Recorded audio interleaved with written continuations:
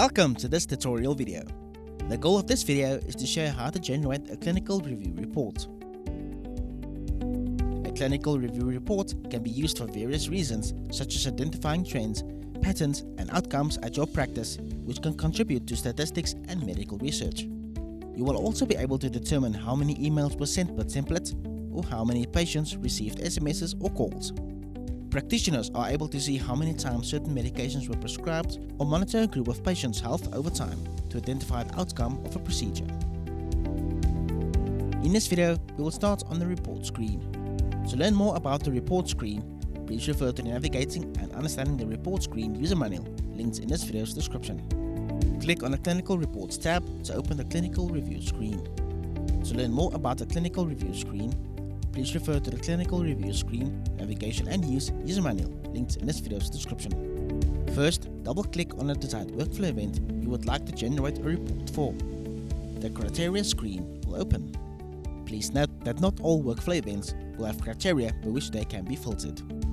Click on the Workflow Event Template drop-down menu to select the desired template. Please note that these are the templates that have been set up for this particular workflow event. For more information regarding how to set up workflow event templates, please refer to the Workflow Event Templates user manual linked in this video's description. Next, click on the Report Profiles drop-down menu and select the report profile that was previously saved. For more information regarding how to save a report profile for future use, please refer to the How to Save a Clinical Review Report Profile user manual linked in this video's description. Please note that if no profiles have been set up, the options will be blank. Now, click on the desired option in the Available Field section, then click on the Add button to move the selected option to the Visible Field section. Alternatively, you can double-click on an option to automatically add an option to the visible fields. The selected options will now display on the Visible Field section. To remove an option from the visible fields, select the desired option, then click on the Remove button. Like before, you can double-click on an option to remove it from the list. To remove all of the options, click on the Remove All button.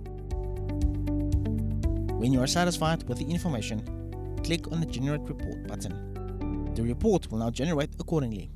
For more information regarding the Clinical Review Report, please refer to the Navigating and Understanding the Clinical Review Report user manual linked in this video's description.